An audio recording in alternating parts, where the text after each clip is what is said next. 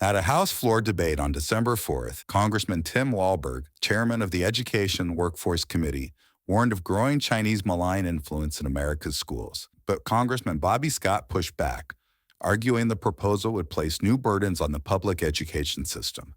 Watch their clash right here. The CCP established Confucius Institutes to push false narratives, whitewash history, and endear American students to the CCP while obscuring its brutal human rights abuses.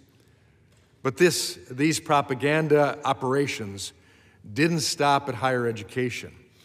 In K-12 schools, Confucius classrooms sprang up, aiming to shape the minds of our youngest learners.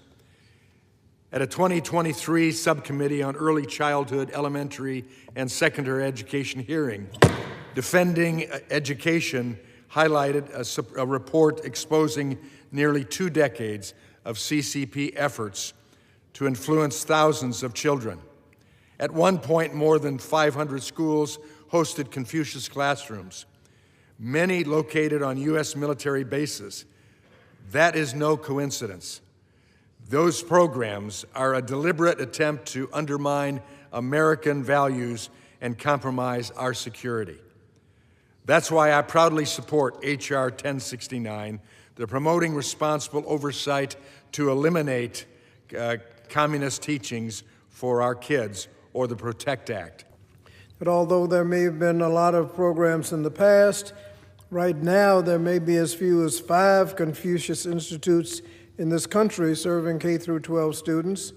And the provisions of this bill will have to be administered not by those 5 school systems, but every school district, 15,000 school districts will have to administer the provisions of this bill. As written, the bill would create significant administrative burdens to our schools and chill community investment in our children. For example, a bill would disqualify a school from receiving federal funds simply by accepting donations from a Chinese immigrant if it turns out the immigrant is acting indirectly on behalf of the government of the People's Republic of China.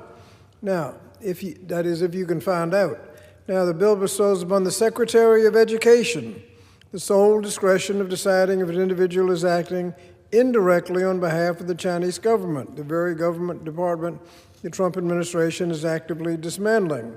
Without any additional funding or dedicated help, schools will have to become investigators. For more congressional news, stay tuned to Congress Clips, and thanks for watching.